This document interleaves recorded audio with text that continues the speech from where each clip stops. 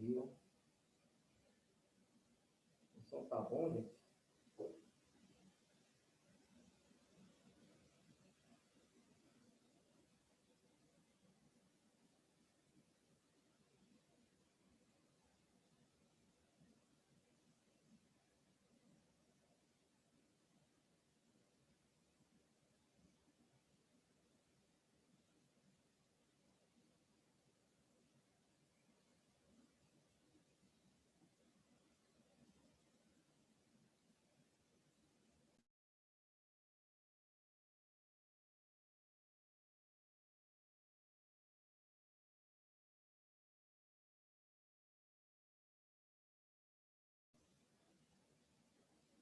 Bom dia, Fred.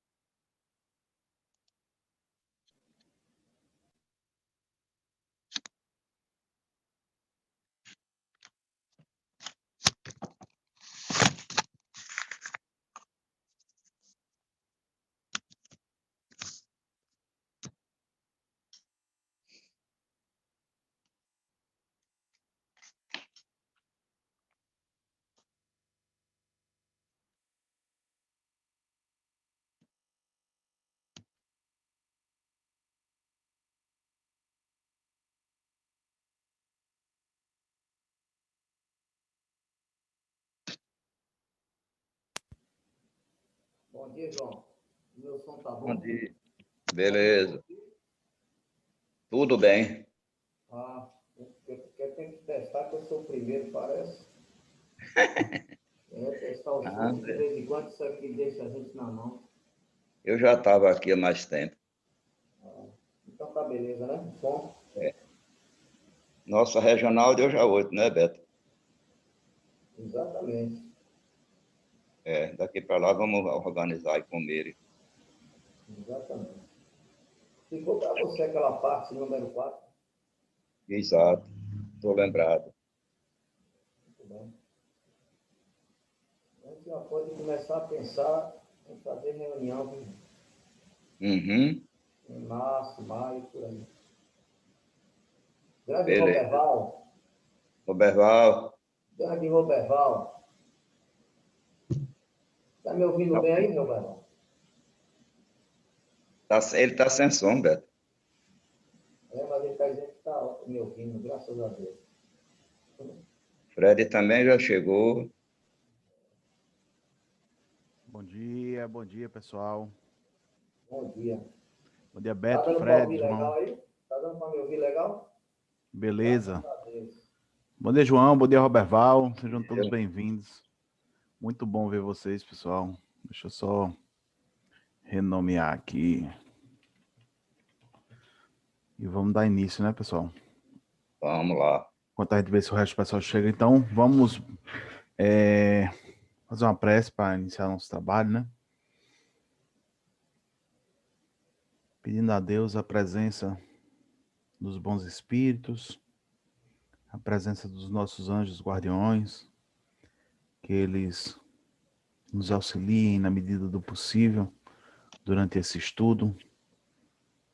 Pedir também a Deus que afaste dos nossos espíritos os maus espíritos durante esse momento de estudo, para que eles não interfiram muito nos nossos pensamentos e que a gente durante esse estudo consiga se aproximar ao máximo possível dentro da essência que existe dentro desses escritos e da essência da verdade de Deus. Que assim seja. Bom dia, pessoal. Deixa eu só apresentar para o pessoal do YouTube. Hoje a gente inicia a Revista Espírita de 1860, né? Vamos passar para a terceira edição, né? Com muita felicidade, muito aprendizado já. Iremos para o mês de janeiro, a edição de janeiro de 1860, né? E hoje nós teremos Beto apresentando, o Robert Val e o Fred apresentando temas para a gente, certo? De antemão, pessoal, todos os textos, tirando um deles que é um pouquinho menor, mas todos eles têm mais de 5 páginas, sendo assim, conforme combinado, todos 3 têm 15 minutos para poder fazer a exposição, tá certo? E vamos seguir a ordem como eles estão dentro da edição da revista, tá? Então vamos começar com o Beto, com o texto O Espiritismo em 1860, beleza, Beto? Começar contigo, 15 minutos, meu amigo. Tranquilo. Todos estão vindo legal. Bom dia a todos. Eu separei algumas coisinhas, o texto é bom. Mas quando ele fala Espiritismo de 1860, na verdade não é de 1860, está começando. Ele faz um balanço dos 2 anos e a prosperidade que vai ter em 1860. Mas ele bota algumas coisas interessantes. Eu anotei algumas coisas aqui. Primeiro ele começa com os agradecimentos, né?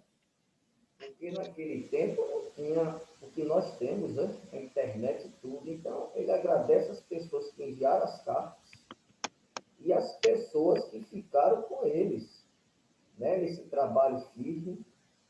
Então, foi um trabalho muito árduo, viu? Nesses 2 anos, quando ele descreve ali, agradecendo a cada um, né?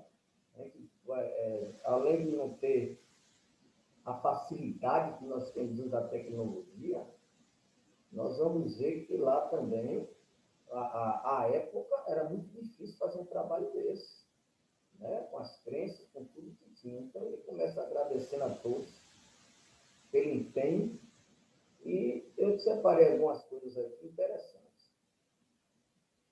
Ele diz assim: a prosperidade crescente de nossa coletânea é o indício do carinho com que é acolhida. Não temos senão que prosseguir nessa obra na mesma linha, uma vez que recebe a consagração do tempo, sem nos afastarmos da moderação, da prudência e da conveniência. Gente, isso aí é fantástico.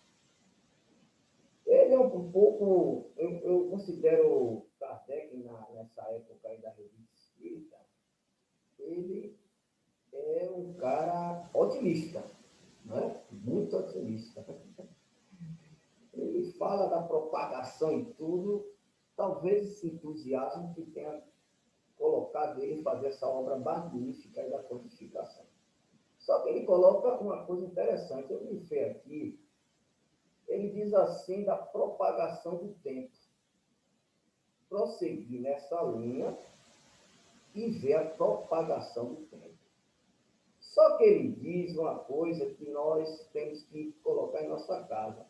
A pressa, ele tinha aquela pressa, mas ele bota assim, ó, não nos afastarmos da moderação. Olha que beleza. Temos moderação no espiritismo. Coisas que muitas vezes não tem em nossas casas, nossos movimentos. Moderação. Às vezes a gente quer que se propague de tal jeito que a gente não modera as coisas. Então, ele coloca moderação, prudência. Olha os adjetivos que ele coloca: moderação, prudência e conveniência.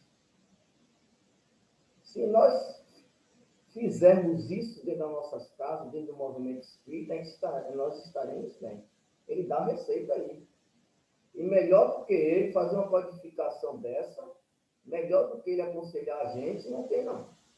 Então, achei interessante quando ele coloca tudo isso aqui, ó, consagração do tempo, a moderação, a prudência e a conveniência que nos guiaram sempre.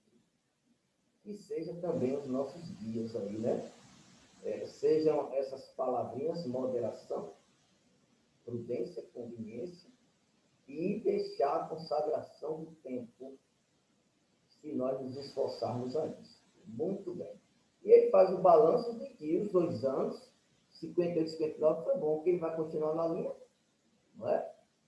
Muito bom esse balanço que ele faz. Quem que faça também esses balanços anuais em nossas casas, não é? Depois ele diz assim, ele fala da perda de tempo com os contraditores. Aí ele diz assim: não os seguiremos, não mais, no terreno de uma controvérsia sem objetivo. Ele está dizendo aí que as contradições, eles não iriam fugir dessas contradições. Mas as contradições pueris, aquelas contradições sem objetivo, ele acha que não vai perder tempo. E a gente também não deve perder tempo em nossas casas, não. Com esse tipo de coisa, não. Sem objetivo. Aí ele diz aqui que é sem objetivo. Ele diz assim, ó, é perda de seu tempo discutir com pessoas que não conhecem nem a primeira palavra daquilo que fala.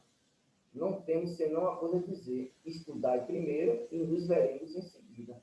Então quer dizer que ele é um cara que não perde tempo, não. Ele disse o quê? Estude, depois vai discutir. Aliás, ele está falando dos contraditores, mas na nossa época aqui, muitos contraditores estão dentro da nossa própria casa espírita.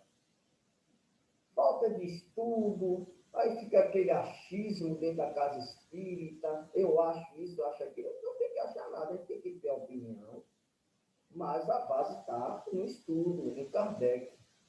Então, ele, com os contraditores, diz assim: estude primeiro. Porque só critica quem sabe do assunto. Dentro da nossa casa espírita, a gente tem aquele negócio de: vou fazer uma crítica construtiva.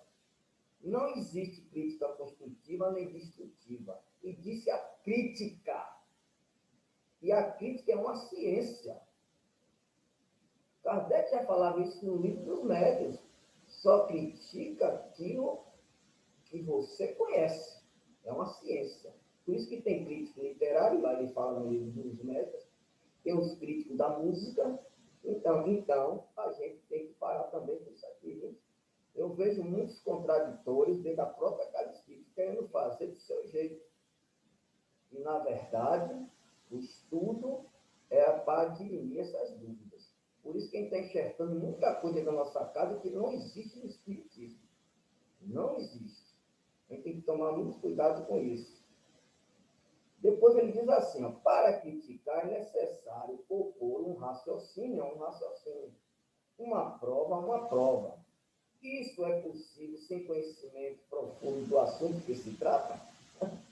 Interessante isso, né?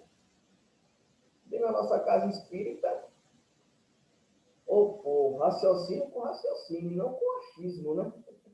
Eu achei interessante ele colocando isso. E ele coloca, de novo, um estudo profundo. Não é estudo de base, não é estudo superficial, um estudo profundo. O que é estudo profundo? Pergunto a vocês: o que é estudo profundo? É só estudar? Não, aprofundar e vivenciar. O estudo profundo não é só você estudar, é vivenciar o que você está estudando. Né? Se a gente fala sobre reencarnação, a gente acredita tanto na reencarnação, temos que dirigir a nossa vida de acordo com isso, com esse presente que nós temos. A gente vai ver isso mais adiante que Kardec fala. Depois ele diz assim, ó: essa opinião é tão grande que possa entravar a marcha das coisas? Lá no livro dos médiuns também tem, né? E a gente pode até entravar, mas não vai evitar. Né? Então, dentro da nossa casa, ou com outras religiões, nas discussões que nós temos com as pessoas, a gente perde muito tempo nisso aí, né? Perdemos muito tempo em teorias, em divergência que não tem nada a ver dentro da doutrina, dentro da nossa própria casa espírita.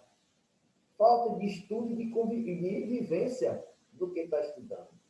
Eu sempre bato aqui em Tirá, eu sempre coloco isso aqui, ninguém gosta, eu sempre digo que espírita é um cara que tem estômago para estudar. Ninguém quer estudar, é o mínimo.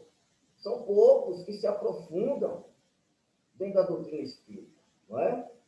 Aí ele continua aqui, interessante, ele diz assim, ó, ele já fala do futuro racional e do futuro incerto. Ele diz assim, aquele que se dá o trabalho de aprofundar esta questão do espiritismo, nele encontra uma satisfação moral tão grande, a solução de tantos problemas dos quais em vão pedirá as teorias vulgares. Olha que interessante. Aquele que se dá o trabalho de aprofundar o espiritismo, nele encontra satisfação moral. Ele coloca aí o estudo, mas ele já vem com a moral, satisfação moral, que é a principal conquista do espiritismo. Ele vai dizer mais adiante aí que é a principal. O estudo ajuda, mas o principal é a moral e o moral das pessoas. Então ele diz aquele que se aprofunda, eu já disse que é se aprofundar, estudar e tentar colocar em prática o que está aprendendo. Aí ele diz, quais são as consequências que ele diz aqui? Ele diz que vai ter uma satisfação moral tão grande, a solução de muitos problemas que a gente não vai encontrar em nenhuma religião vulgar, ou seja, religião conhecida. Temos tudo dentro das nossas casas, temos tudo dentro do espiritismo para sermos felizes. É isso que ele está dizendo. Que é um futuro racional. A doutrina espírita nos dando um futuro racional. Está dizendo aqui, ó, faça isso. O que você está passando é isso. Faça isso e você, nas reencarnações futuras, vão ser melhores. Muito interessante quando ele fala isso. Depois ele diz assim, ó, com a doutrina espírita, o futuro se abre diante dele, da pessoa, de um modo tão precioso, tão lógico, com efeito, que é impossível que as coisas não passem assim. Vocês entenderam essa parte aí? Eu vou ler de novo. Ele diz assim, ó, o futuro se abre diante dele de modo tão precioso e tão lógico, com efeito, que é impossível que as coisas não passem assim. O que ele quer dizer com as coisas não passem assim? Porque quando a gente aprofunda na doutrina espírita, nós não temos dúvida. Não temos dúvida que tudo que ali está é um futuro para nós, como o espírito é evolução. Mas é preciso, como ele está dizendo, se aprofundar dentro da doutrina espírita. Eu já falei aqui que conheço pessoas trabalhadoras dentro da casa espírita, pessoas que se doam ao próximo, mas não se doam a si mesmo. Eu não sei vocês, mas eu vejo tantas pessoas dentro da casa espírita depressivas. Está faltando algo. E a gente tem aquela coisa, viu, Anderson, que eu sempre comento. Quando uma pessoa está com problema, a gente manda procurar a casa espírita. Ó, vamos lá tem coisas boas. Quando a gente tem algum problema, ou pessoal, íntimo, ou com alguém da casa, a gente se afasta. Parece que o remédio é só para os outros. Aí a gente pergunta, fulano, por que nunca mais foi? Estou dando um tempinho. Estou botando as coisas no lugar. É isso que ele está dizendo aí. E a gente tem que tomar cuidado. Kardec sabia das coisas. E ele diz assim, quando nós temos um futuro incerto, a gente trata as coisas como presente. Como se existisse somente essa vida. Aí vamos lá. Vamos cair na gandaia, vamos roubar, vamos, para a gente ter a coisa, a gente vai desrespeitar os outros, vamos pelo gozo da terra que nos oferece, que não é ruim não, viu? Tem gente muito radical da doutrina espírita que diz que as coisas, os gozos materiais não é bom, não é bom. É bom, quando a gente vai na moderação. Então, a gente tem que ter cuidado com isso, não é santo, não. Depois ele diz assim, ó, com a certeza do futuro, tudo muda de aspecto para a pessoa. O presente se não efêmero. Ele o vê escoar sem pesar, está amenizado por gozos terrestres, porque esse não lhe são, senão uma sensação passageira, fugidia, que deixa um vazio no coração. Isso é o sonho de Kardec. Deveria a doutrina espírita proporcionar isso a gente. Mas nós sabemos que cada um no seu nível. Cada um no seu nível. Mas, realmente, a doutrina espírita, se nós nos aprofundarmos nela, deixar ela entrar em nós, realmente o aspecto da vida muda muito. Muda. Muitas coisas que a gente, ávido, a gente já deixa para lá. A gente já começa a ser mais moderado. A gente começa a ver o futuro. Diante dos problemas, a gente já começa a acreditar mais. É isso que ele está dizendo. Deveria. Nós aqui, senhores, que estamos aqui, senhoras, nós, dentro da doutrina profunda, deveríamos fazer essa mudança dentro de nós. Mas cada um no seu nível, dentro de cada qual, faz o possível, não é? Mas tem muito preguiçoso dentro da doutrina espírita. Tem gente, como diz Kardec aí, que mesmo com tudo que a doutrina nos traz, age como se tivesse essa existência. Dentro da família, da sociedade, da religião, não é? Fazemos isso tudo como se não tivesse tudo isso em nossas mãos de ir para a mudança. Tá certo? O texto é bom, viu? Muita coisa, viu? Depois Kardec vem aqui, que ele fala Beto, do espiritismo 1 minuto, viu, como Beto? passatempo. Tá Beto? certo? Ah, Beleza. Ele diz assim, ó, repetimos que a fonte principal dos progressos das ideias espíritas está, senão, na satisfação que ela proporciona a todos aqueles que as profundam e que nela vê outra coisa senão fútil passatempo. Quantos de nós vê a doutrina espírita como passatempo? Fica a reflexão para a gente. Não participa das coisas do centro. Sempre está inventando uma desculpa. É como se fosse aquele óleo de peroba, só vai para sentar, para limpar a cadeira e vai embora. É isso que ele está dizendo aí. Que a gente não pode pegar o espiritismo como um passatempo. Espiritismo é uma ciência. Espiritismo, nós temos que nos aprofundar para ensinar aqueles que ainda não têm essa capacitação. É o que a gente vai continuar, que Kardec fala sobre isso na próxima oportunidade. Beleza, Beto. Obrigado pela exposição. Roberval, vamos dar continuidade. Roberval, agora, pessoal, vai abordar o tema espírito de um lado, o corpo do outro. Roberval, 15 minutos para você, viu, meu amigo? Esse tá fechado, você vai abrir agora. Beleza. Ok. Bom, pessoal, bom dia para todos. E vamos dar início aqui ao nosso bate-papo, espírito para um lado, corpo para o outro.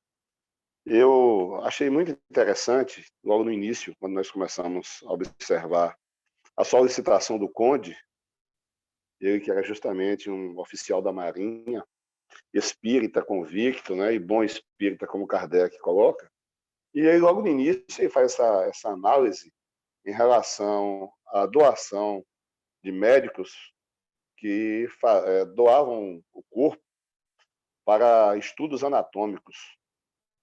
E ele também narra, nessa mesma solicitação, onde ele mostra a parte da atividade mediúnica, onde o pai encontra-se com a filha e conversam. E ele, imaginando tudo isso, ele pensou também na possibilidade de fazer um trabalho de evocação. Ou seja, é um trabalho, até aquele momento, ele julgava muito mais interessante, porque era um campo de estudo muito amplo, onde poderia se trazer novas experiências para o trabalho da Sociedade Parisiense de Estudos Espíritas. E Kardec corrobora tudo isso justamente na sequência, quando ele fala da disposição do Conde para realizar esse trabalho. Eu fiquei analisando de início a visão do Conde, certo? O mérito dele naquele momento em colocar-se à disposição, e também da própria espiritualidade, que naturalmente nós entendemos que o conduziu a isso, visto que você fazer um trabalho de evocação sem a presença da espiritualidade superior para que possa propiciar essa atividade é muito grande. E eu achei muito interessante, no decorrer do nosso bate-papo, que nós iremos falar justamente sobre isso, a percepção e a lucidez do espírito. E justamente na pergunta de número 4, Kardec questiona para ele se ele vê tão claramente como quando em pessoa, se ele assistia, quando ele assistia às sessões. Ele responde, mais ou menos, um pouco velado, ainda não durmo bem. Quando ele fala ainda não durmo bem, a gente começa a compreender a interferência que o corpo físico causa ainda no espírito. A sensação que ele possui é: meu corpo não está totalmente adormecido, e por não estar adormecido, eu ainda sofro essa interferência, ou seja, não seria totalmente liberto, ninguém fica totalmente liberto, ele ficaria mais acessível. E eu, dando uma pesquisada, eu comecei a observar também que só tem essa lucidez os espíritos que já têm um determinado conhecimento. Que espíritos mais grosseiros, sem conhecimento, eles malmente sentam-se ao lado da cama, né? Nesse desprendimento do corpo físico. E comecei a perceber também, dentro dessa colocação dele, quando o corpo dele acaba entrando em estado de repouso mesmo, e ele fica mais livre, ele é questionado em relação à sua existência própria. Quando ele é questionado em relação à existência corpo e espírito, ele diz muito bem: olha, meu corpo é simplesmente um acessório. Sou eu que aqui estou. Então, ele já tinha naquele momento uma consciência mais ampla, mais plena do estado dele em desdobramento, em estado de evocação, no caso, que ele solicitou e foi aceito para essa experiência que Kardec realiza. Eu fiquei justamente observando e vendo a dificuldade que nós temos, até mesmo nos nossos desdobramentos, e nós vamos falar mais um pouco adiante justamente da clareza desses registros que ficam para cada um de nós. E Kardec questiona na pergunta de número 10, ele diz: a lembrança de vossa existência corpórea está claramente presente em vossa memória? Ele diz: muito claro. Ora, no nível dele, ele tem uma clareza enorme em relação à existência atual. Não é a mesma clareza em relação às existências anteriores, que Kardec também questiona, e ele diz que não tem essa lucidez em relação às vidas anteriores. Mas a vida atual, o momento atual, ele tem essa clareza em relação ao conhecimento.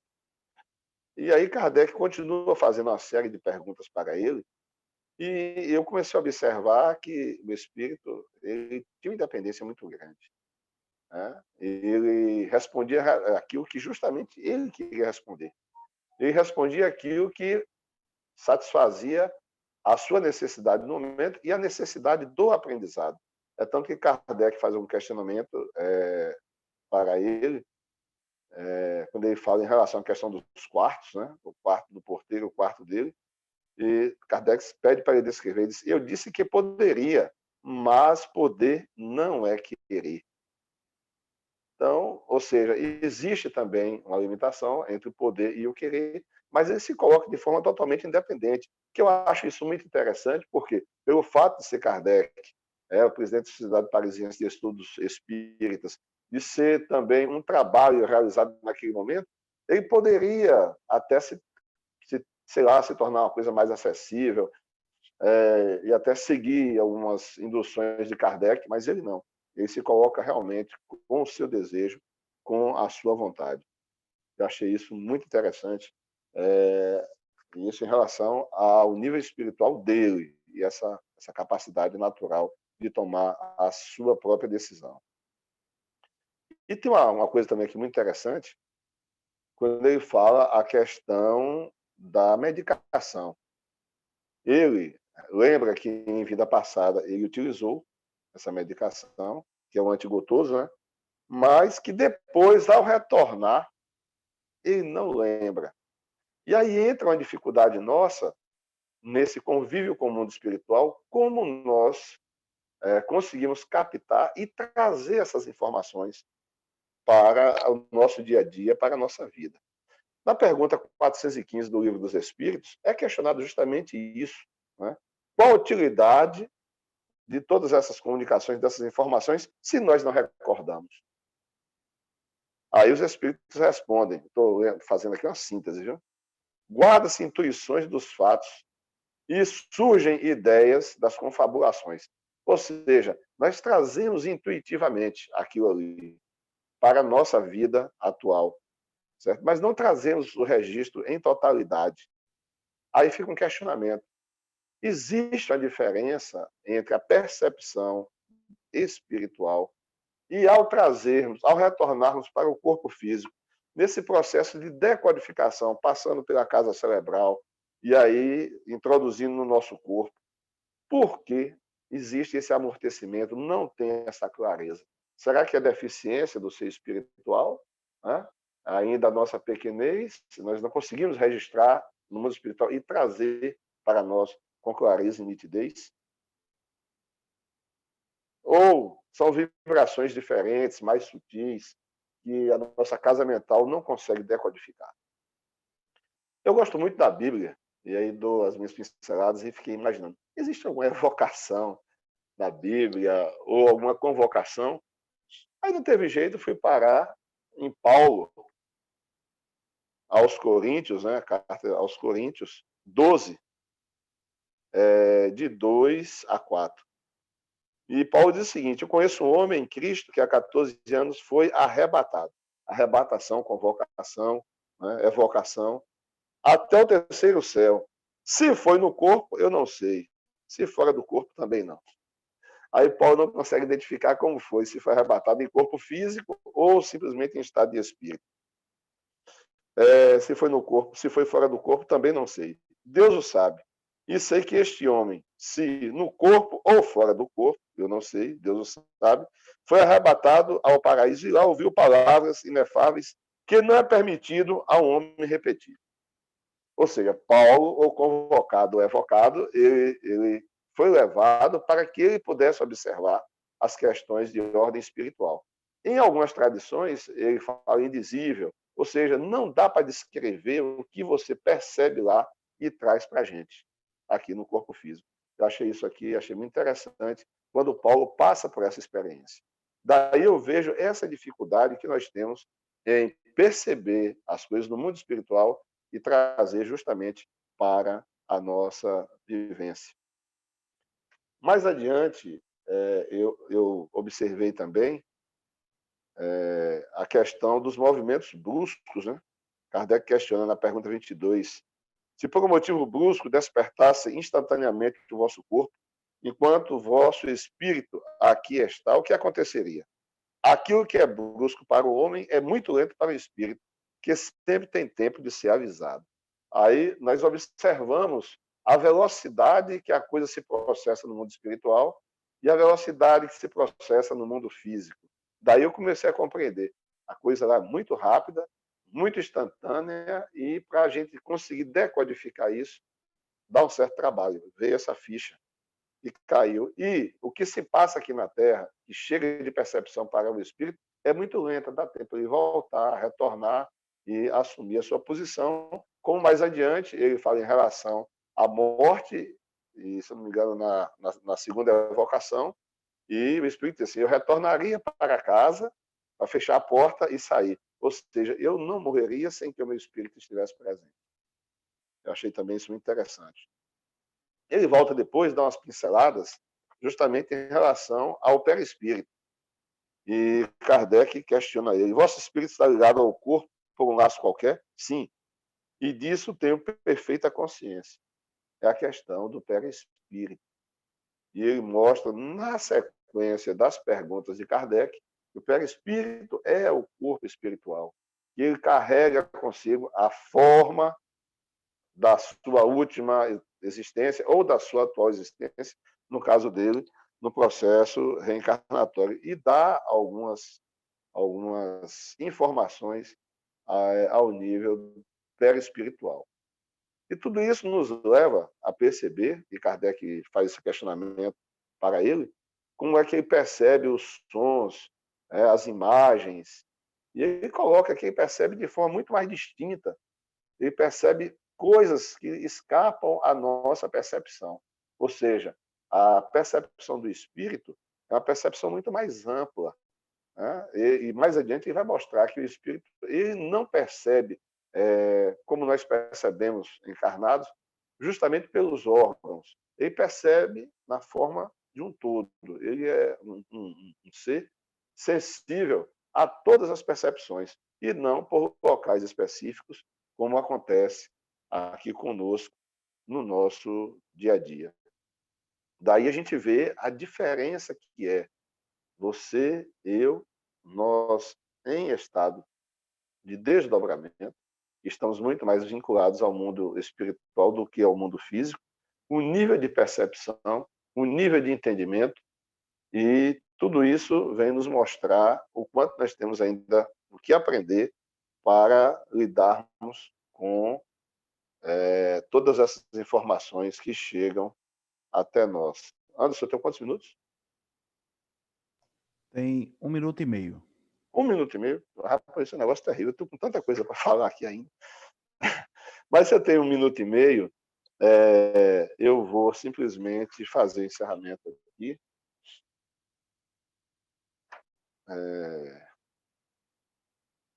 Dizendo para todos nós, assim como o Beto falou, em relação ao aprofundamento e o conhecimento da doutrina espírita, que nós temos um campo de aprendizado que até então nós não exploramos, que é justamente esse contato com o mundo espiritual.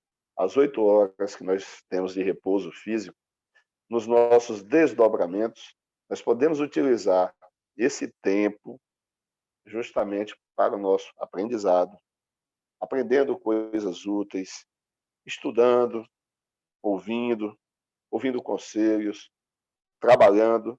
Ou seja, existe um outro campo de estudo que não só o nosso campo dentro da casa espírita, mas o nosso campo dentro do mundo espiritual. Então fica essa informação, até esse pedido para que nós possamos aproveitar melhor esse tempo, nos programando com a espiritualidade, nos colocando à disposição para o trabalho. E eu venho registrar a vocês aqui o seguinte, que eu tenho vivido essa experiência, certo? E tenho recebido a ajuda, já falei com o João isso diversas vezes, eu tenho sempre tido contato, eu não sei se ele se recorda, mas eu não estou conseguindo me recordar de contatos, principalmente na parte mediúnica, com ele e com a Aurizene. Anderson, me dê só um minutinho, eu quero fechar uma coisa aqui interessante, que eu anotei aqui. Kardec pergunta aqui se ele poderia dar um soco. Aí ele disse assim, eu poderia, mas você não vai sentir. Aí assim, mas se você quiser tornar de forma perceptível, pode, e sim, é possível. Aí eu lembrei um fato aqui em Piritiba, que eu tive lá e presenciei, uma mulher que tomava uma surra dos espíritos, caía e gritava pelo chão. Quando você chegava lá, ela estava com o corpo todo marcado. E aí? Certo? Então, são questões que foi colocado aqui e eu não, quando eu cheguei, ela já, pela segunda ou terceira vez que eu fui, ela estava com o corpo marcado e o marido relatava que ela gritava, apanhando desses espíritos obsessores. Encerro aí a Pronto. minha fala. Beleza, vamos passar agora ótimos pontos, né? Inclusive esse questionamento, gente, é assunto interessante mesmo, para a gente bater um papo depois sobre isso, né? Para a gente aprofundar sobre isso. Essas coisas são muito importantes. A observação é sempre importante. Vamos passar para Fred agora. Fred, 15 minutos, meu amigo. Fred vai falar sobre o boletim da Sociedade Paresiense de Estudos Espíritas. Fica à vontade, Fred. 15 minutos, meu amigo. Bom dia a todos. O tema, o boletim da sociedade, é mais uma publicação que a sociedade, né, através da Revista Espírita, coloca a respeito de alguns fatos e de algumas cartas, né, de leitores ao longo do tempo. Começa na leitura da ata de sessão de 25 de novembro, né, daquele ano, e segue até nas proximidades do final de dezembro, relatando diversas situações, entre elas alguns pedidos de leitores querendo ser membros titulares da sociedade. E a gente observa que nesses pedidos em especial, Kardec e os demais membros, né, eu acredito que tenha sido em conjunto essas decisões, apesar de ele não se referir a isso, mas esses pedidos eram objetos de análise e se exigia um tempo para que isso fosse acordado ou não, né, essa admissão. Inclusive, os membros já titulares da sociedade que, porventura, tivessem referendado a inclusão daqueles outros na sociedade, eram responsabilizados por qualquer ato que fosse contrário ao regimento, ao regulamento e às normas da sociedade, né? Kardec chama atenção disso aí, lá na frente. Além desses pedidos de leitores, o boletim também retrata várias comunicações ou algumas interpretações de comunicações feitas por alguns médiuns, né? Inicia com uma comunicação do espírito da Duquesa de Longueville a respeito de uma visita que fez ao médium. Foram duas comunicações que ele considera notáveis pelo estilo e pela elevação dos pensamentos, né? Complementa dizendo que essas comunicações provam que certos espíritos reveem com prazer os lugares onde viveram, né, e que sentem o encanto da saudade. E quanto mais materializados esses espíritos são, menos importância eles dão às coisas terrenas. O que sugere nós entendermos também que quando muitos espíritos já estão tão desligados das suas vivências aqui na Terra, que muitos, inclusive, relatam até não ter muita memória das experiências que aqui passaram ou consideram como um pensamento mais distante na sua existência, né? E chama atenção para uma coisa interessante também, já ainda nessa comunicação, de que, aparentemente, os espíritos que continuam no mundo invisível mantêm ocupações que tinham neste mundo, né? O que, certamente, apesar da superficialidade do comentário, nesse momento do boletim, vai sugerir uma série de estudos e reflexões sobre isso, inclusive para aqueles que defendem, né, muitas vezes de forma até exagerada, que o espírito nada faz no mundo espiritual, nas dimensões, apenas transita numa erraticidade que ninguém sabe o que é exatamente. Muitos têm opiniões diversas a respeito disso aí, e esperando uma nova reencarnação. Mas vamos lá. Mas ele continua o boletim falando da evocação do seu conde de Bacier de Richemont, falecido em 1859, e onde diria que a evocação desse espírito confirma a influência dessas ideias sobre o desprendimento do espírito após a morte. Depois fala também da evocação, são três evocações, né? A evocação da irmã Marta e a evocação do Conde R, que ele não coloca aqui o nome completo, membro da sociedade, que, segundo o boletim, ele estaria ainda encarnado, mas por conta de uma doença, por indisposição física, ele foi evocado durante o sono, o que foi uma experiência interessante para um espírito que ainda estava encarnado, né? Dá algumas comunicações diversas, são registradas nessa edição desse boletim. A evocação do rei de Canala, que foi objeto de estudo e reflexões aqui também no mês de outubro, né? Lá na ilha de Java. Algumas outras manifestações aqui, inclusive uma que o espírito, relembrando até que o Roberval disse aí no final aí, né, que os espíritos acabam fisicamente envolvendo o médium, né, na manifestação, onde esse espírito que ele relata aqui, do espírito de Castel Naldurai, alguma coisa assim,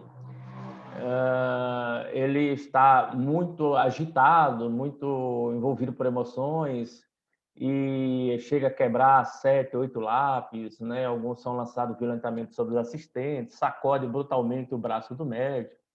E aí o guia, o mentor Luiz, dá explicações interessantes sobre o estado da natureza desse espírito, que diz ele é da pior espécie. Veja só, né? Espírito Luiz diz que esse espírito estava se comunicando era da pior espécie. Bom, e está numa das mais infelizes situações. Aí ele diz que essa evocação, esse texto, essas reflexões serão publicadas posteriormente, com comentários, né, sobre isso aí.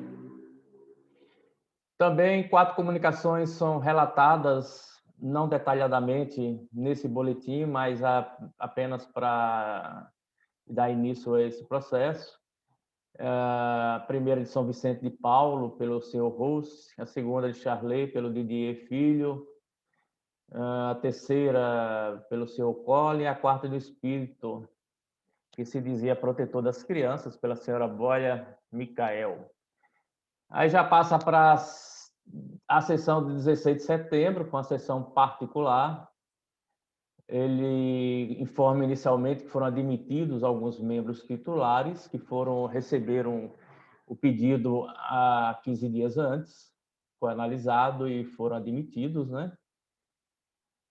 Então, aí algumas coisas assim, mais administrativas, onde ele coloca aqui justamente o que eu disse no início, né? Que o encargo de assinalar as infrações que os ouvintes cometerem contra o regulamento por ignorar as exigências da sociedade, a fim de advertir os membros titulares que houver dado cartas de apresentação, né? Se a gente for fazer isso no Centro Espírita hoje, sei não. Por proposta ainda de Kardec, registra no boletim que a sociedade decide que o mesmo, de hora em diante, seria publicado em suplemento da revista, ou seja, a parte da revista, né? Para que a sua publicação não resultasse em detrimento das matérias habituais da revista que ele chama de jornal, né? Como consequência dessa adição, cada número será aumentado em cerca de 4 páginas, cujas despesas ficarão a cargo da sociedade. Uma proposta aqui de que quando houvesse 5 sessões no mês, a quinta seja de caráter particular e foi adotado pelo membro, né? Pelos membros. Um dos membros observa que muitos espíritos sofredores pedem o auxílio da prece para lhes abrandar as penas, mas como pode ser perdido de vista, propõe que em cada sessão o presidente lhes lembre os nomes. Com a prece, né, para esses espíritos, já que se todos fossem falar nessas reuniões da sociedade, virariam algo muito complicado, né? Aí ele dá sequência ao boletim, algumas cartas que vieram de alguns leitores, de algumas informações interessantes, detalhes interessantes a respeito de um espírito, né? Aquele que falamos lá no início, Castel Naldorae, pela senhora Forbes, né? Pelo senhor e pela senhora Forbes, várias outras comunicações obtidas sobre o assunto foram reunidos também publicados quando estiverem completos. Relata a leitura de uma notícia sobre a senhora Xavier, médio vidente, e diz que essa senhora não via os espíritos quando queria, eles se apresentavam a ela espontaneamente, sem estar em sonambulismo nem êxtase, né? Como alguns médios que nós reconhecemos ao longo da história, né? Da sequência aí, onde ela teria visto o espírito da irmã Marta, tal, e foi confirmada a identidade dela. etc. e tal. Aí ele relata aquela comunicação que falamos no início do rei de Canala, né? Que a gente já viu alguma coisa nas leituras anteriores. Vai dando a sequência, apenas dando sequência às manifestações de espírito através dos médiuns, né? Ele vai relatando algumas delas que ele colocou no índice lá acima, no boletim. E, por último, desses relatos aqui, o espírito do seu conde, onde ele teria esse espírito se apresentado sob a forma de um coração luminoso invertido. Veja que coisa poética e interessante, né? O espírito teria se apresentado sob a forma de um coração luminoso invertido, cabeça para baixo, né? Preso a um cordão fluídico que vinha de fora. Aí foi informado aos presentes que isso era para nos ensinar que o espírito pode dar ao seu perispírito a aparência que quiser.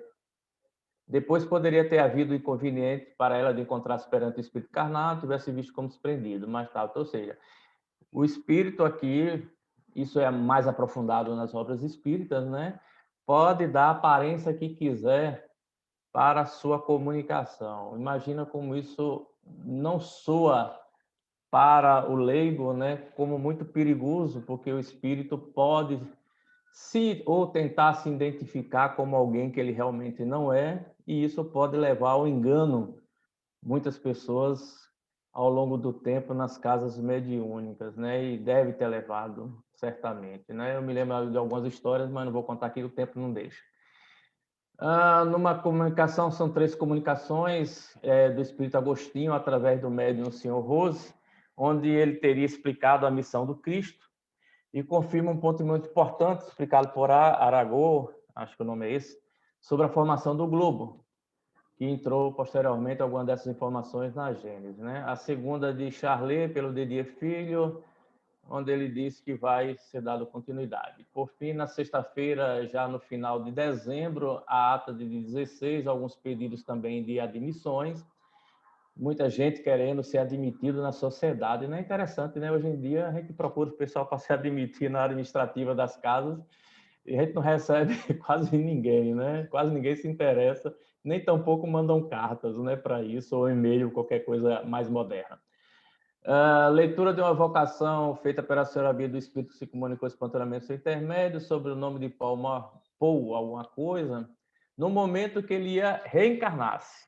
Veja que interessante essa comunicação, porque ela apresenta um quadro interessante de reencarnação da situação física e moral do espírito nos primeiros instantes de sua vida corporal. Essa comunicação será publicada posteriormente, e acho que nós vamos ter a oportunidade de conversarmos sobre isso lá na frente, né? Que deve ser bem interessante essa comunicação. Algumas perguntas, algumas outras evocações aqui interessantes.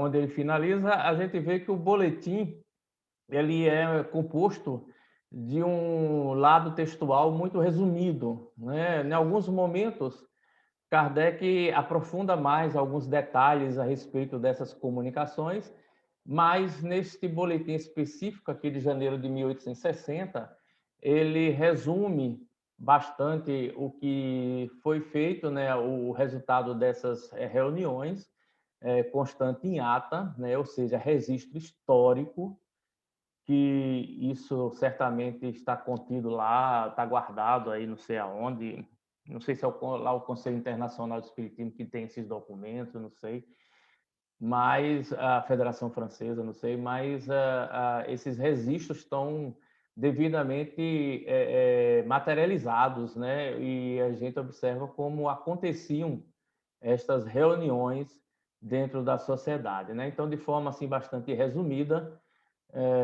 apenas alguns detalhes um pouquinho mais ampliados de algumas comunicações nesse boletim, e Kardec encerra este boletim com uma nota falando a respeito da nova edição do Livro dos Espíritos, que apareceria ainda no mês de janeiro.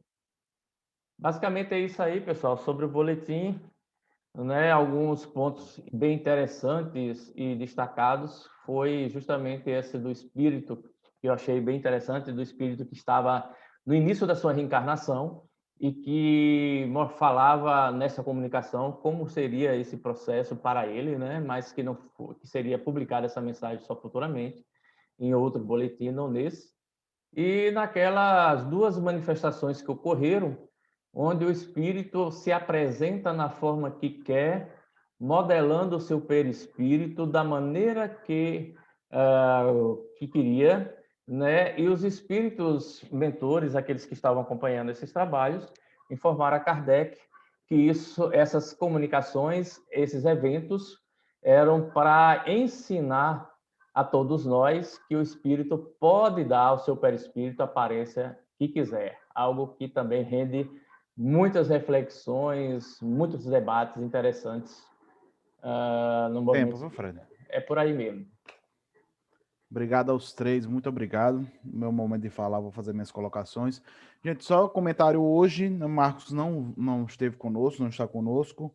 A quem está assistindo, Itamar avisou que estava na estrada hoje, não vai conseguir participar. A Cristiana está afastada por algum tempo e o Robertinho ainda está melhor do Covid, mas não retornou. Vamos aguardar que ele retorne. Então, hoje, dos comentários, serei eu e o Marcos, ou eu e o João, e depois eu retorno para vocês. Está aqui o Wilson comentou aqui neste instante, gente, eu não sei se vocês leram, mas o Wilson disse que está só como ouvinte, porque ele está no trabalho na Casa Espírita agora, né?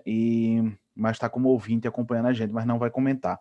Então, João, vamos conversar por você. Deixa eu pedir aqui para João ativar o som e a câmera dele aqui. Pronto. Espera aí, deixa eu pedir agora o vídeo. Pronto, aí libera o vídeo agora também. E agora? Agora ficou mais bonito o negócio. João, hoje um minuto e meio para você. Hoje tem tempo para vender. 5 minutos. É o seguinte, eu gostei da apresentação de Fred, mas me chamou a atenção lá na sociedade que tinha uma ditadura braba, viu? O ditador era São Luís, porque aqui a médium, a senhora Xavier, viu espíritos evocados virem responder à evocação e às perguntas que nada tinham de repreensível quanto ao objetivo. E a ordem de São Luís, olha só, retiraram-se para que os espíritos presentes respondessem em seu lugar, já que as perguntas tomavam um caráter insidioso. Olha só, gente. Ou seja, São Luís é quem ditava com ferro e fogo lá dentro. Quem manda sou eu, não tenho para onde eu correr. Está certo, mas é isso mesmo. O trabalho do mentor, a gente observa que, às vezes, o dirigente encarnado quer, não vou fazer, não. Quando o trabalho é equilibrado, o mentor do trabalho toma todas as providências, que é para o bem, para evitar, como se diz na gíria, a encrenca. Então, esses boletins são importantes. Outra coisa, não sei se Fred chegou aí a citar, foi a questão de que esse boletim seria um encarte futuro na Revista Espírita. Eu não me lembro, não sei se você viu isso, chegou a publicar algum encarte do boletim junto com a revista, daí em diante, ou não, ficou só na ideia da sociedade. João, a maioria dessas coisas que foram vendidas depois em separado, elas se perderam, né? Tanto que aquela pintura de Mozart, da Casa de Mozart, que a gente tem acesso, foi um achado que muito tempo depois encontraram, né? E anexaram, mas a gente nem tem certeza se aquele desenho é verdadeiramente o desenho que foi publicado junto com a revista, né? Mas Eu muitas dessas também coisas não foram achei. queimadas.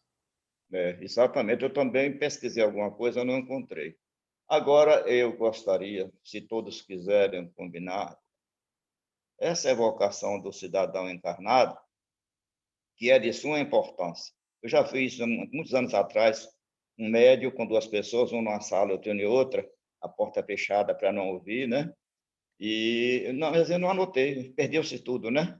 Mas é exatamente o que está aqui. Por exemplo, Kardec perguntou na pergunta 28, como transmitir o pensamento ao médico? Quer dizer, Kardec imaginava que a maneira do desencarnado era uma e a do desencarnado era outra.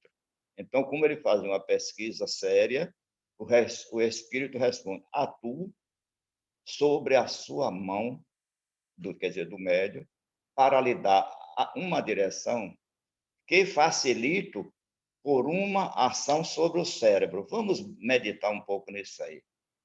Ora, antes, Kardec perguntou onde ele disse que estava entre o médium e ele, Kardec, ou era o outro terapeuta que estava lá ajudando na sessão, né? Porque muita pergunta é um assunto que merece ser relido muitas vezes, né? Então ele diz: atuo sobre a mão e dou um impulso no cérebro. Naturalmente, ele não está colado, aura ou aura, vamos dizer assim, perispírito a perispírito, com o médium psicógrafo. Parece que é psicógrafo, né? Eu não tenho certeza. Aí, o que é que vamos ver? Como é que, vamos dizer assim, cientificamente, poderíamos descrever esta ação de um espírito sobre o cérebro de um médium? Se vocês quiserem aí depois completar, fiquem à vontade, não é? Kardec pergunta: utilizai-vos das palavras, do vocabulário que ele tem na cabeça, ou indicais as palavras que deve escrever? Veja que perguntas profundamente científicas. Profundamente científicas. E ele João, responde uma coisa e outra. um minuto, João. Já acabou. É Não, brincadeira. tem 1 minuto. Ah, mas eu ainda tenho 1 minuto?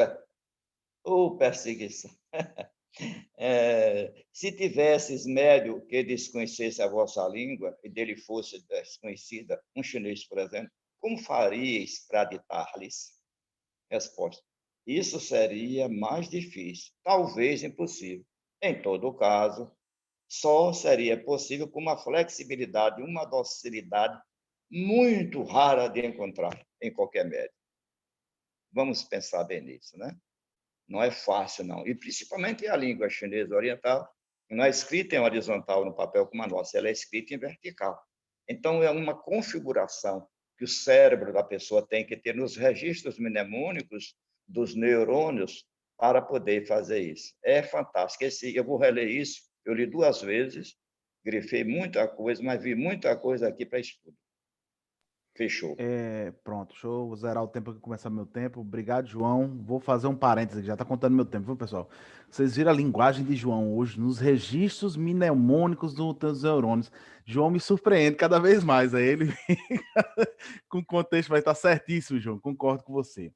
Bom, aos 3 eu queria dar não é em nome do estudo, é Anderson falando. Os parabéns mesmo pelas abordagens que vocês deram. Foram fantásticas. Os textos são coisas que alguns detalhes até tinha passado despercebido e vocês conseguiram extrair. Eu queria dar os parabéns principalmente para Beto, porque eu acho que Beto, na minha opinião, Anderson, eu acho que foi uma das melhores exposições desde que o nosso estudo começou, na questão de extrair coisas de dentro do texto, né? Agradeço a vocês 3 por ajudar a esclarecer e abrir a minha mente sobre muita coisa que tinha no texto, algumas que eu não tinha nem entendido muito bem. Beto falou sobre uma coisa, né? Falou sobre essa questão do equívoco que a gente tem muitas vezes agir como se só existisse essa vida, né? E aí eu trouxe uma frasezinha aqui, os trabalhadores da última hora, que a gente fala o tempo todo dentro do espiritismo, né?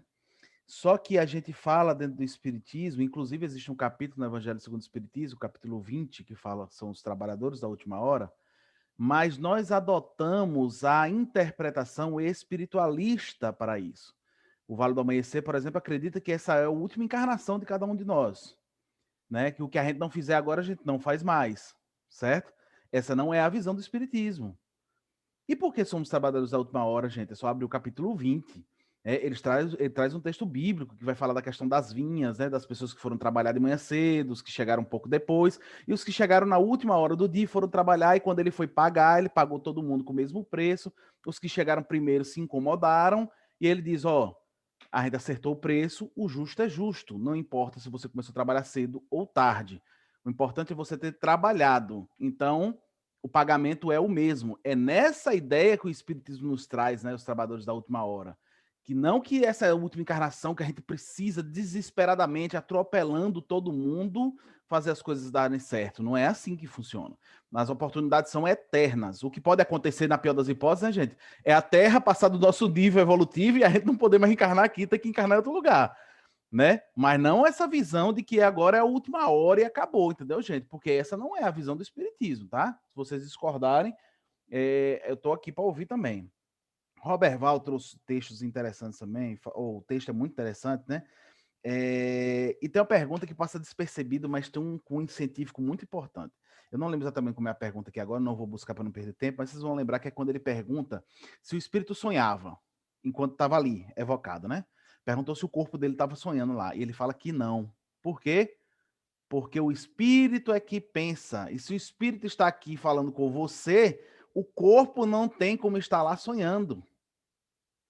Olha que interessante. E qual é a questão? A questão é que no movimento espírita brasileiro, inclusive eu vou aqui falar o nome Gabriel Delany, que não é do movimento espírita brasileiro, lógico, né? Ele traz a ideia, né, de que o pensamento está no perispírito, contrário à visão que Kardec sempre trouxe. O pensamento está no espírito, porque pensamento não é matéria e perispírito é matéria, mesmo não sendo essa matéria bruta, como está no Livro dos Espíritos, mas é matéria. Então, o pensamento não pode estar no perispírito. Como o pensamento pertence ao espírito, se o espírito está em outro lugar se comunicando, o corpo não tem como estar sonhando. Vê como cientificamente a resposta nos diz muita coisa? Essas observações são importantes. Deixa eu ver se eu tenho tempo aqui, tem 1 minuto ainda, dá para falar mais alguma coisinha aqui. Robert Val falou dessa ideia, depois eu vou comentar sobre a parte de Fred, que eu tenho um comentário interessante para fazer sobre um comentário que Fred fez também, mas eu queria falar aqui de Robert Val trouxe a questão da mulher, né? Que ele fala o negócio de bater, né? Do soco, e a mulher aparece roxa, né? Bem interessante, né? Mas tem uma outra parte que ele vai dizer aqui, ó, que eu acho que tem que valer de ponto de observação também, viu, Roberval? Entra junto com essa observação que você trouxe. Ele vai dizer assim: levamos conosco todas as nossas conquistas morais, certo? O caráter, os vícios e as virtudes, salvo aqueles que se referem à matéria, certo? Os coxos, os bebos, os corcundas não mais o são, mas os velhacos, os avarentos e os supersticiosos ainda são. E Kardec vai dizer lá no comentário final assim: suas observações sobre o estado dos espíritos são perfeitamente exatas. Então Kardec diz o quê? Que um bêbado, depois que morre, ele não é mais bêbado. Certo? O coxo não é mais coxo, por quê? Porque isso é material. Esse apego, o desejo de beber, é um vício material, não é moral. Mas o velhaco que vai lá para outro lado, que é doente pelo dinheiro dele, ele vai continuar atrás do dinheiro dele porque ele é velhaco, é moral, não é físico. Mas aí eu, só complementando que acabou o meu tempo, Roberval, aí eu deixo a mesma pergunta que Roberval. Mas por que a gente vê no fato, na prática, né? Muita reunião mediúnica, médiuns videntes, veem pessoas que eram alcoólatras, né, virem para próximo de outras pessoas, né, quererem estar ali, né, aquele processo quase que ganhou o nome de vampirismo, no coisa, enfim, e outras coisas. É um fato que acontece, mas que não era bem a visão de Kardec, pelo menos não em 1860, né? É um ponto interessante de estudo, assim como que Robert Val trouxe da questão da mulher que aparecia com as marcas. Isso, deixa eu voltar aqui. Vai falar, Wilson? Tá aberto seu áudio. Sim, sim. Fica à vontade, meu irmão. Bem, Deixa eu zerar bem o tempo rapidinho. aqui. Pronto. Não, eu só vou apimentar mais aí esse debate seu, porque eu ainda estou aqui na peleja, estamos levando um pessoal aqui. Ei, vem cá, eu precisaria ver sobre essa sua colocação última aí, dessa questão do bêbado, né? Já que se a gente considerar a embriaguez como um vício não só do corpo físico, mas que tem um retrospecto no próprio espírito, né? Já que o vício pode ser o vício físico, ele não é só físico, pelo menos no nosso entendimento, ele não é só um vício físico, ele tem um retrospecto na própria alma, né? No próprio ser reencarnante. E chegando no mundo espiritual, esse vício, eu queria compreender isso aí. Chegando no mundo espiritual, o espírito ele já não se encontra mais no desejo de querer a bebida. É isso mesmo, Anderson, que eu entendi? Porque a gente vê nas narrativas que o espírito, tal vida, tal morte, né? Ou como ele chega no mundo espiritual e ele já não precisa mais, ou ele já compreende de antemão da sua realidade nova. Ele já compreende que o vício da embriaguez ou da bebida não serve, que foi apenas do corpo e não tem retrospecto no seu psiquismo a nível perispiritual, não? Gente, só para devolver para Beto, né? Ou para a gente iniciar de novo o texto, mas só fazendo a referência, viu, isso, para poder observar, essa parte está no texto no texto que não foi escolhido para o estudo hoje, né? Mas o texto de correspondência, tá, pessoal? Vai ter o primeiro texto, né? Que vai falar, vem um primeiro texto, aí vem um segundo, que é uma comunicação de Jobart, né?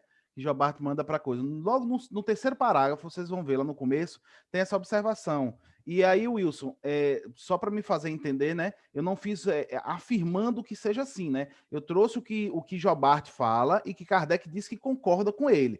Isso a gente está em janeiro de 60, né? A gente não sabe se Kardec vai mudar de opinião até o final da obra, tá? É um ponto que a gente vai continuar estudando e ver.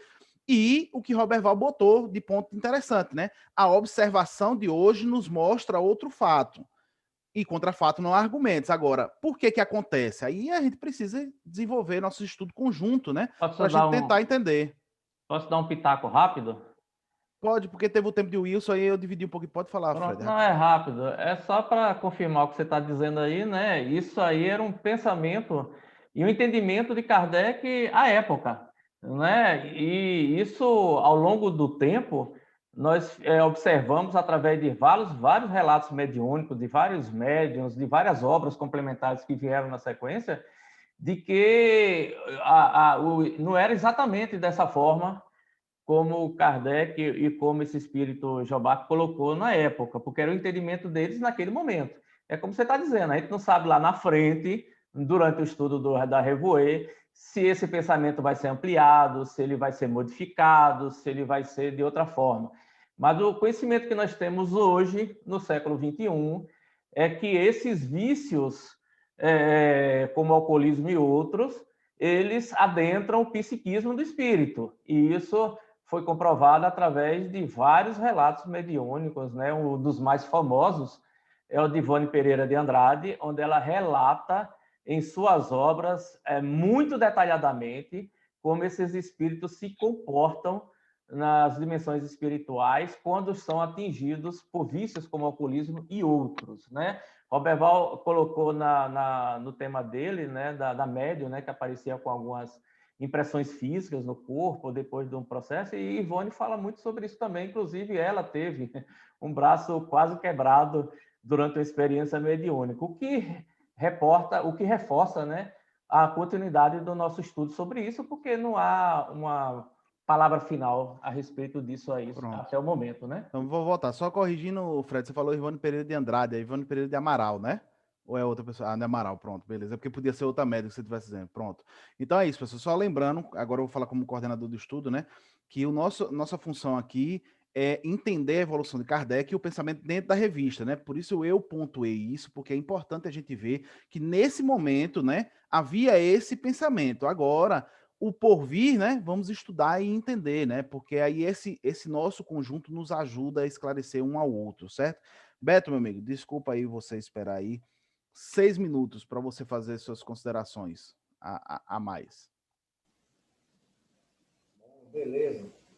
Eu fiquei 2 tópicos aqui, mas esses 2 tópicos eu vou falar depois, que eu gostei da discussão. Trabalhador da última hora. Eu interpreto quando fala do última hora, é aquele que fica até a última hora com Jesus na terra. Não é que chega de última hora, é aquele que chega e fica até a última hora com Jesus. Vivenciando, tentando vivenciar, não é? Os boletins, eu reparo que os boletins é como se fosse uma avaliação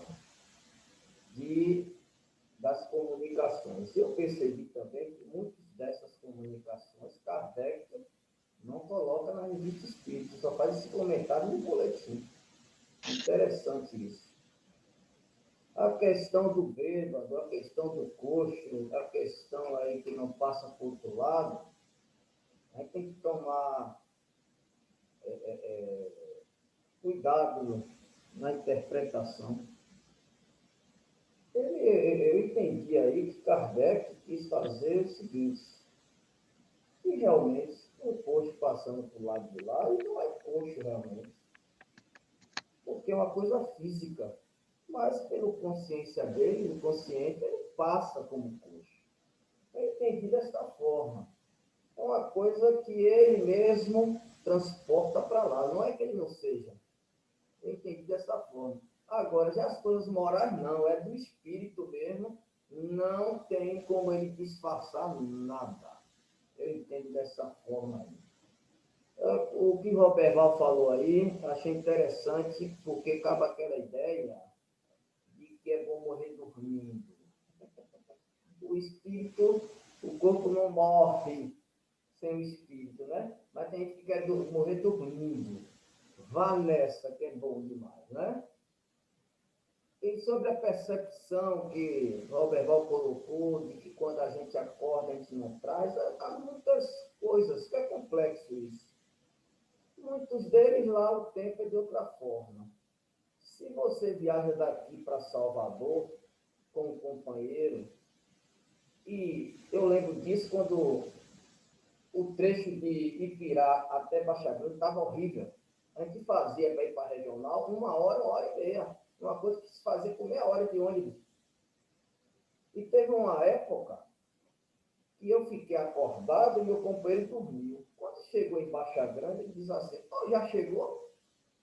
E eu ali todo querendo vomitar, querendo não sei o quê, porque ele estava em outra dimensão. O tempo passa rápido. E quando nós dormimos, é a mesma coisa. Isso é uma das questões para o nosso cérebro registrar tudo. Tem que visitar milhares de lugares. Não é só um lugar. Outros pode ser que o espírito não queira que a gente lembre, fique só percepção. E a outra é uma coisa matemática. Segundo alguns espíritos, existem 2 dimensões a mais no plano espiritual que a gente não conhece. A que a gente conhece comprimento, largura e altura. E tem mais 2 dimensões que existem no plano espiritual. Talvez o cérebro não possa registrar muita coisa. Eu tenho quantos minutos aí, meu filho? 2h20. Pronto, então dá para eu encerrar agora aqui. E no meu ficou aqui para eu falar. O Espiritismo tem, sobretudo, progredido depois que foi melhor compreendido em sua essência íntima. Depois que se viu sua importância, porque ele toca as cordas sensíveis do homem. É o principal. Ele está falando aí da moral, para elevar o moral nosso. Então, não adianta também a gente se aprofundar, estudar e não se modificar. O principal do doutrina espírita já sabe, é a moral e o moral da pessoa, do espírito. E Kardec termina esse texto dizendo que ele diz que mesmo com aquele olhar dele entusiasta, que estava indo tudo bem, que em algum tempo tudo seria vulgar para as pessoas na doutrina sobre o espiritismo, mas ele fala uma coisa interessante aqui, ele diz assim, ó, não somente o número de partidários está consideravelmente acrescido, mas operou uma mudança notável na opinião geral, mesmo entre os diferentes. Ele está dizendo que não é para a gente se importar muito somente com os partidários, para a nossa casa espírita está cheia. Que existe outra coisa, mesmo que as pessoas não estejam na casa espírita, os pensamentos espíritas possam modificar as pessoas em seu comportamento moral, mesmo que ela não seja espírita. Isso é interessante. A casa espírita não precisa estar cheia, não. Agora ela precisa estar equipada para elevar a pessoa que está na sua moral e no moral dela. É isso que tem que ele estar dizendo aí. E a gente se preocupa muito. A nossa casa espírita, só tem 3 pessoas, só tem 4. Não, rapaz, vamos tomar cuidado com isso, porque senão a gente vai se perder muito. Tinha muita coisa aqui, viu? Evocação com o encarnado. Eu tive uma experiência disso aqui interessante em 1995. Tempo, viu, Beto? Terminou? Se tiver, olha, Vou terminar de rodar e aí, se sobrar algum tempo, eu divido com vocês de novo. Porque Beleza? eu gostei aí do negócio Pronto. aí hoje. Roberval, meu amigo, 6 minutos para você acrescentar mais considerações. Tá fechado seu áudio? Eu fechei na hora que terminou. Quando vocês terminam de falar, gente, eu fecho para não ficar vazando o áudio no que o outro tá falando, beleza? Roberval, 6 minutos. Eu não vou usar os 6 minutos, não. Eu vou passar esses 3 minutos para Beto, que eu tenho acompanhado o raciocínio de Beto e eu quero ouvir a conclusão dele. Eu tirei só a pergunta 35 aqui, eu vou voltar a essa questão. Se ao despertar vos mostrasse vossa escrita, tereis consciência das respostas que acabais de dar? Poderia identificar alguns dos meus pensamentos, mas muitos outros não encontrariam qualquer eco no meu pensamento quando desperto. Aí, João, fica aquela situação que qual o nível de percepção do espírito ligado ao corpo físico e fora do corpo físico? Ele vem nos mostrar que a nossa percepção ao nível espiritual é muito superior.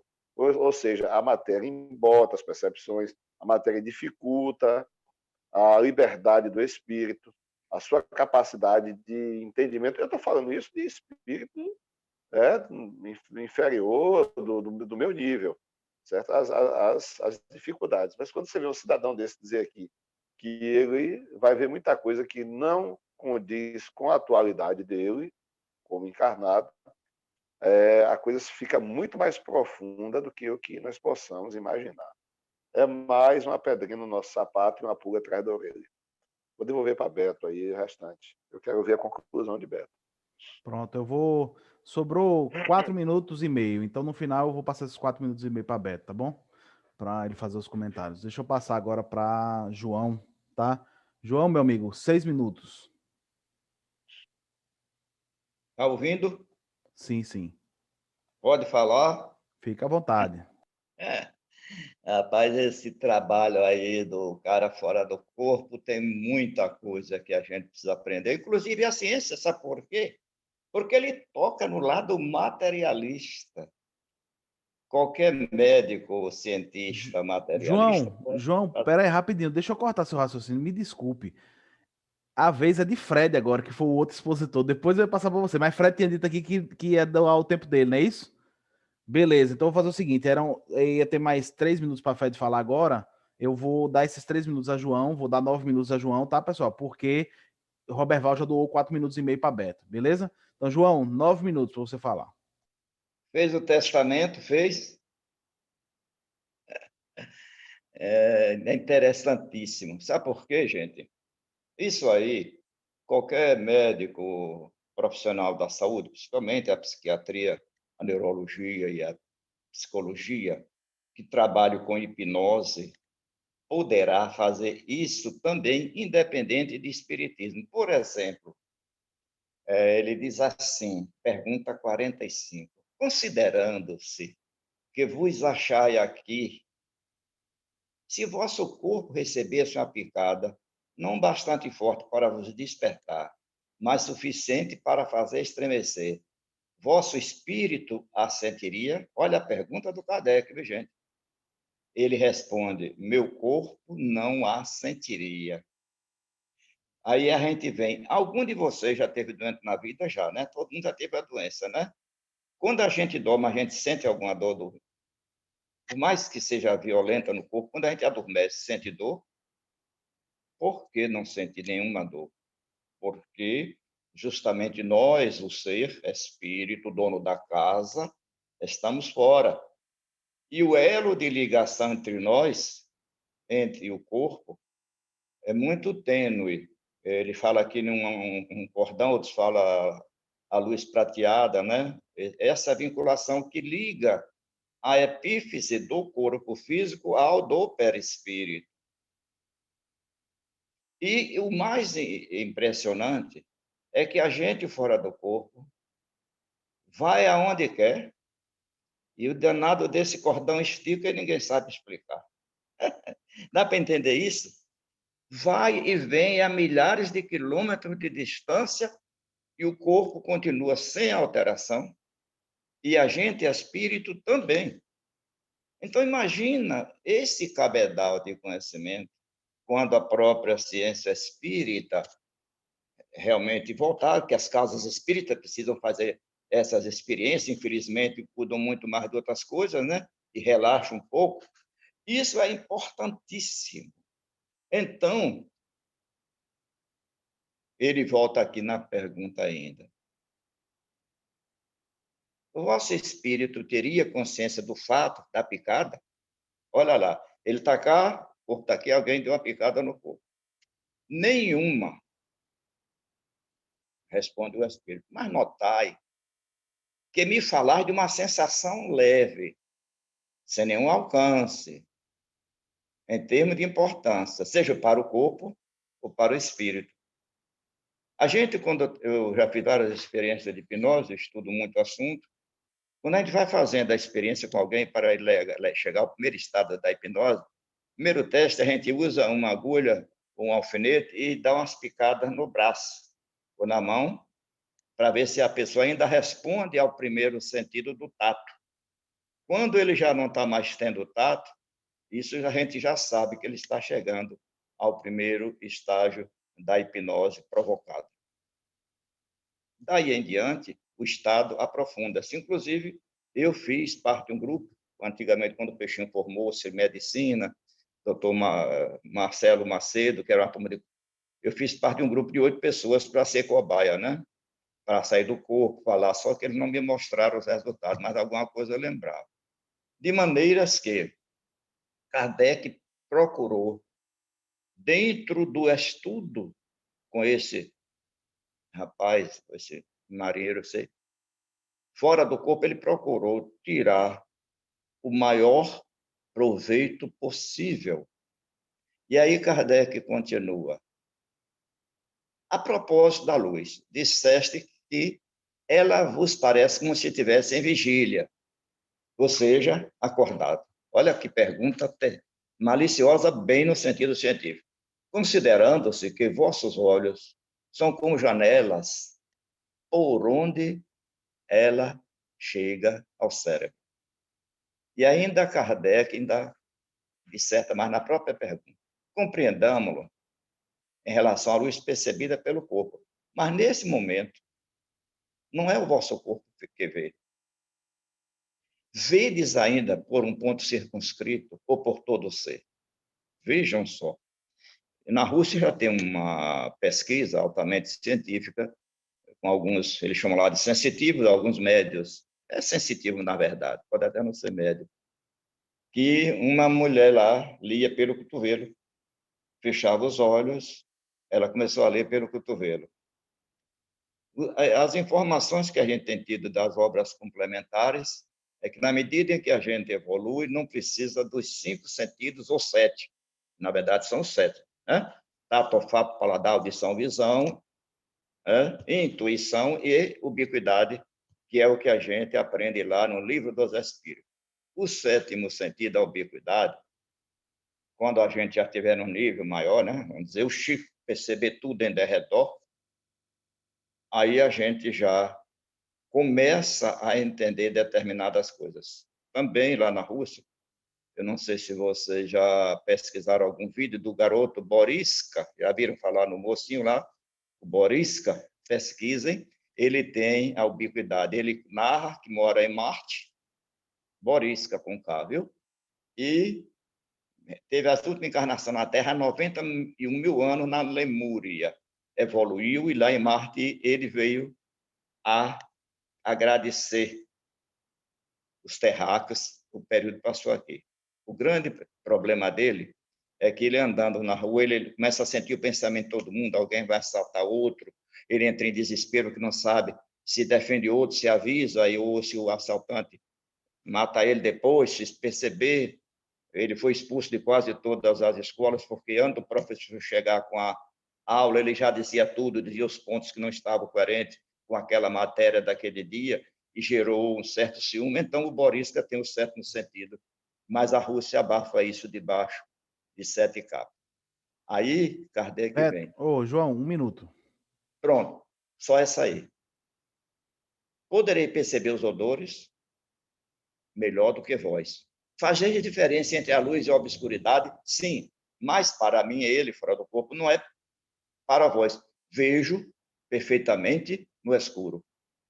Poderia ir outro planeta? Ele diz, depende, Kardec, depende de quê? Ele diz do planeta. Por exemplo, qual planeta? Os que estão aproximadamente no mesmo grau da Terra. CSTS Fini.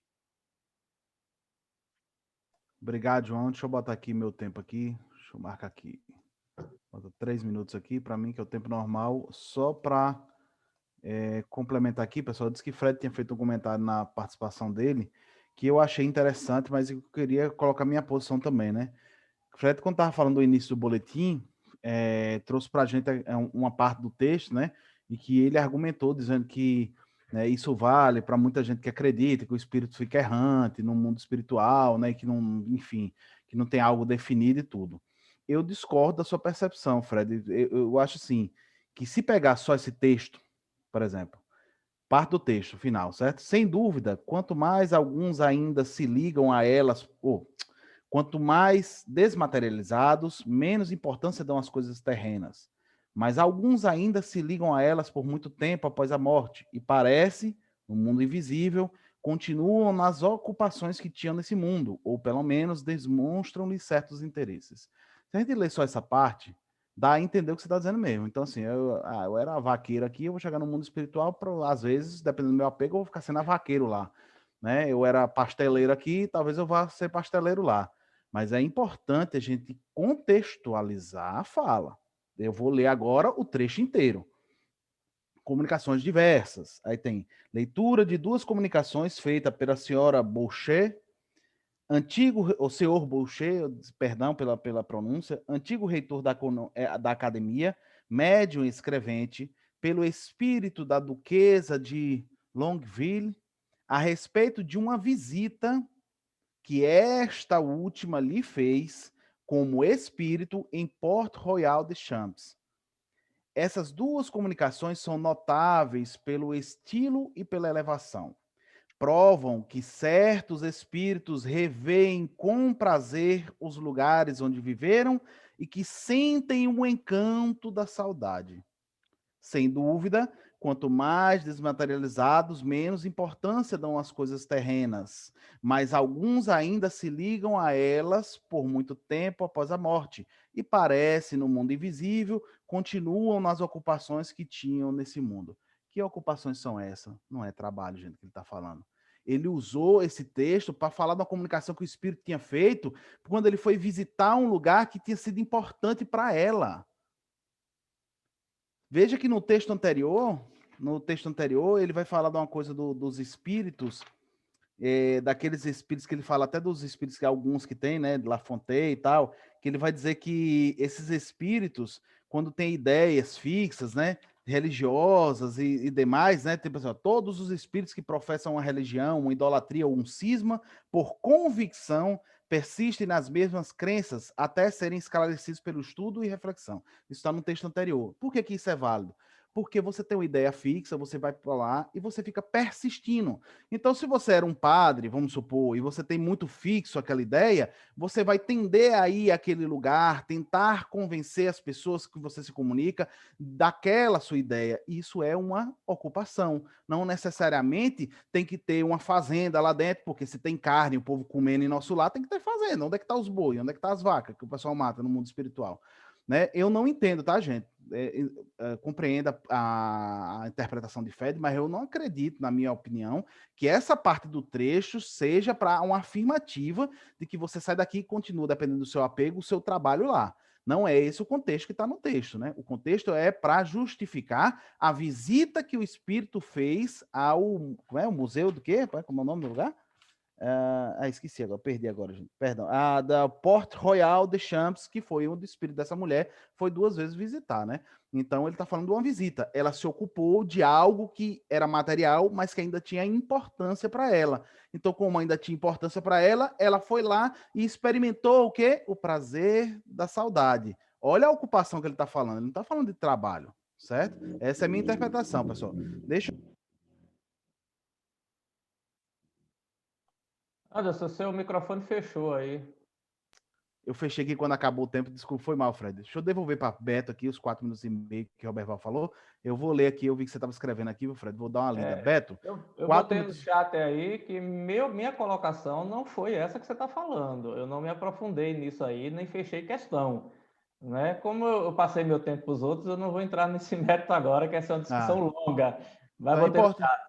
Não, mas é importante você pontuar isso até para quem está assistindo. Então, eu entendi errado. Eu entendi que você estava fazendo a posição de que o texto afirmava que a gente continuava as coisas lá, né? Então, me perdoe, Não, porque eu não, que entendi errado, então, sua posição. não. Então, tá para efeito histórico, para ficar gravado, é apenas uma consideração em cima do boletim, né? A gente sabe que existem outros textos, inclusive na Revista Espírita e nas obras de Kardec, em outras literaturas espíritas também, que dão muito mais suporte para que a gente possa fazer um pensamento profundo sobre isso. Agora, eu, como quase tudo do que eu conheço da doutrina espírita, esse não seria exceção, esse aspecto não seria exceção, eu não fecho o meu pensamento em 100% em quase nada. Eu sigo aquela informação espírita que está lá, acho a mais sensata, acho a mais condizente com a experiência espiritual, mas existem coisas que eu tenho certeza que nós só vamos fechar em parte, não integralmente, nossa opinião somente depois de desencarnarmos, como vivenciarmos as nossas próprias experiências. Porque no próprio livro Céu e Inferno, nós vamos encontrar testemunhos de vários espíritos relatando as suas experiências no mundo espiritual, que muitas vezes parecem trazer lenha para as fogueiras dos debates no movimento espírita. E algumas até colocam situações que podem questionar alguns outros espíritos também, dentro da literatura espírita. Então, eu tenho muita prudência, só para concluir, muito bom senso de nunca afirmar 100% integralmente, absolutamente nada da realidade espiritual, né? Porque eu prefiro ficar no que nós estamos, na doutrina espírita, e o que vier na frente virá como acréscimo de experiência e de informação. Pronto, deixa eu devolver para Beto aqui, para Beto fazer as colocações dele. Beto, 4 minutos e meio. Fique à vontade, meu. Beleza. Tem coisa que a gente tem certeza e afirma, são os 5 pontos básicos. Esse a gente não discorda nunca. Esse a gente afirma. Ô, gente, só tenho 4 minutos e meio. Eu vou botar 2 experiências para a gente encerrar isso aí.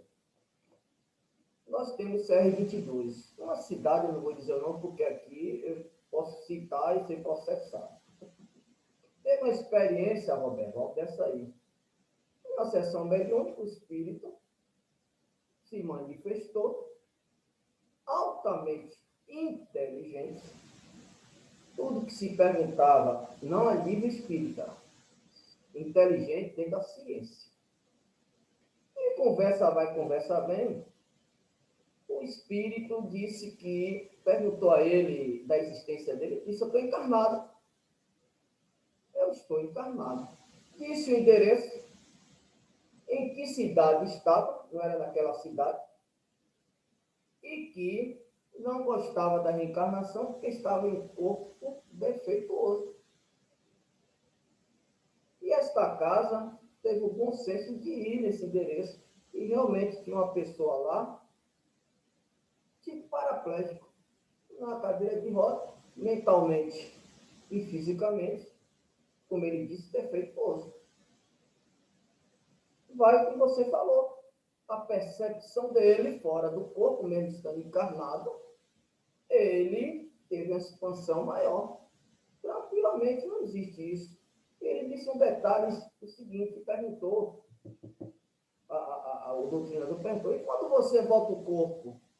Ele fez, eu tenho todas as percepções, agora o corpo que me foi dado não é permitido eu manifestar. Veja que mesmo ele encarnado, ele não tem a totalidade, mas tem essa percepção da inteligência dele. Veja a agonia desse espírito. Ele querendo se comunicar e não está conseguindo através do corpo físico, que é a influência do organismo que você falou. São coisas assim para a gente estudar mesmo.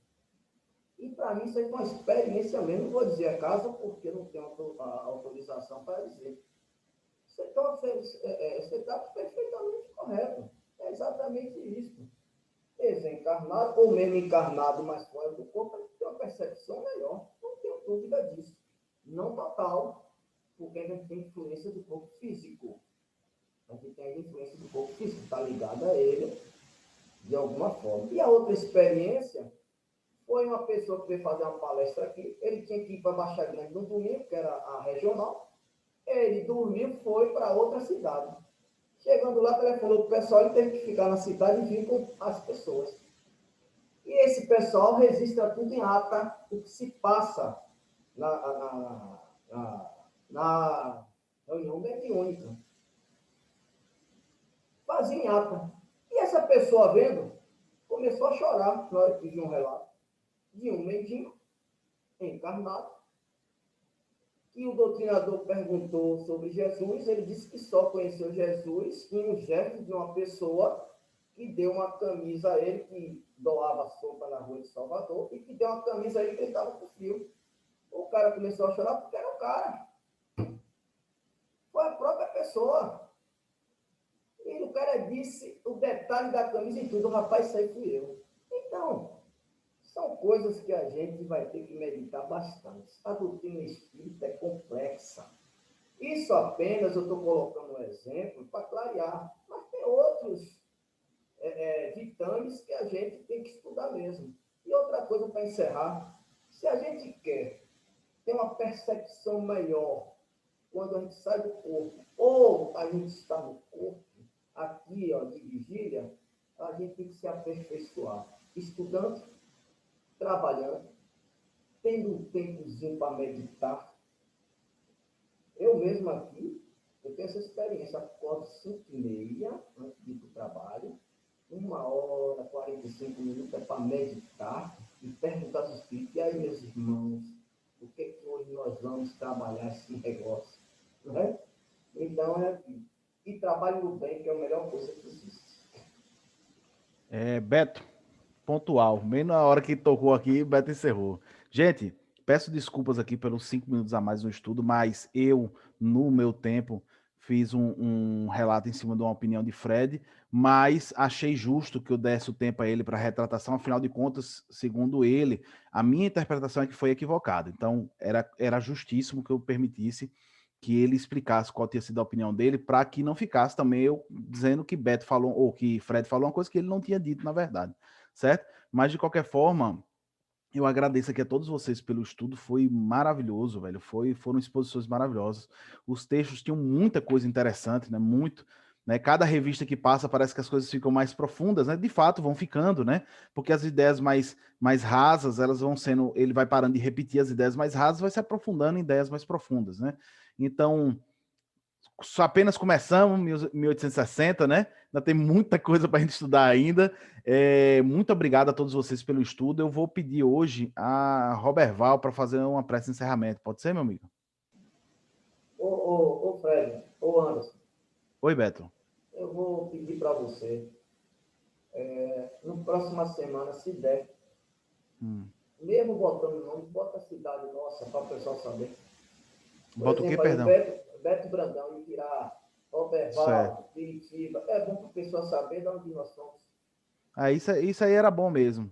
Agora vocês podem mudar na configuração de vocês mesmo, que já fica salvo, entendeu? Não, mas lá não tem. Eu tentei mudar hoje, não. Acho que muda aí agora. Eu vou ver como é que eu faço. Beleza? Fique tranquilo. É bom para identificar a cidade. Pronto, beleza. Roberval? Vamos agradecer ao nosso mestre e amigo Jesus por essa oportunidade de estarmos realizando mais esse estudo e que possamos entronizar a doutrina espírita e, depois de entronizá-la, colocá-la em prática no nosso dia a dia. Sabemos das nossas limitações, das nossas dificuldades, mas entendemos que Jesus compreende a cada um de nós e Ele nos aceita e Ele nos quer no seu trabalho da forma simples e humilde, e mesmo com as limitações que nós possuímos. Que sejamos aqueles que distribui, que leva, que consola, que orienta a todos aqueles que estão à nossa volta. Muito obrigado, Senhor, por tudo e que possamos continuar firme nessa nossa jornada. Que assim seja.